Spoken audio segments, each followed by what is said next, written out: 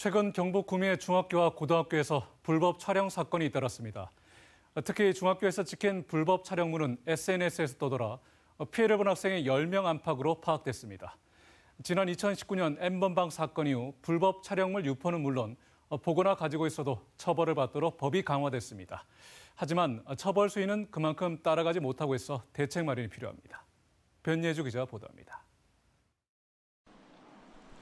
최근 구미의 한 중학교 여학생들이 교실과 등하굣길 등에서 불법 촬영을 당했습니다.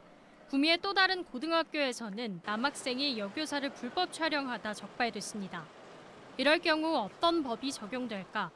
현행 법에 따르면 동의 없이 타인의 특정 신체를 촬영해 수치심을 느끼게 했다면 7년 이하의 징역 또는 5천만 원 이하의 벌금형을 받습니다. 피해자가 미성년자일 경우에는 가해자는 더 강하게 처벌받습니다. 아동 청소년 성착취물로 판단되면 아동 청소년의 성보호에 관한 법률, 일명 아청법이 적용됩니다. 이럴 경우 무기징역이나 5년 이상의 징역에 처합니다. 최근 대법원은 미성년자가 여자 화장실을 이용하는 모습을 몰래 촬영한 행위를 성적 학대로 보고 미성년자 성착취 혐의로 처벌해야 한다는 판단을 내렸습니다. 일상생활하다 찍힌 불법 촬영물도 성착취물로 볼 수 있다는 겁니다. 불법 촬영물을 텔레그램과 같은 SNS에 올렸다면 7년 이하의 징역이나 5천만 원 이하의 벌금형을 받을 수 있습니다.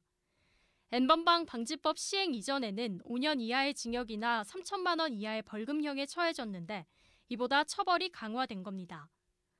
아동 청소년이 찍힌 불법 촬영물을 유포하면 3년 이상의 징역형을 받습니다. 지난 2019년 우리 사회를 충격으로 몰아넣었던 N번방 사건 이후 법률이 보완됐습니다. 불법 촬영물을 보거나 가지고만 있어도 처벌 대상입니다. 아청법에 적용된다면 1년 이상의 징역형에 처하게 되고요.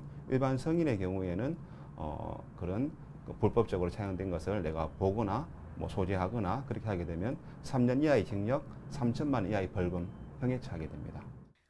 하지만 실제로 처벌되는 수위는 낮습니다. 여성단체는 관련 법을 더 강화하고 여성을 성적 대상화하는 문화를 바꾸기 위한 노력이 필요하다고 지적합니다.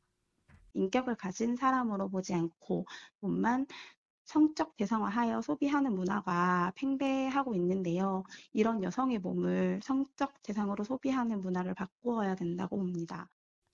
디지털 성범죄자 지원센터에 따르면 지난해 온라인상에서 삭제한 불법 촬영물 건수는 24만여 건. 법을 강화해도 불법 촬영과 유포 등이 근절되지 않으면서 실제 처벌 수위도 더 높여야 한다는 목소리가 나오고 있습니다.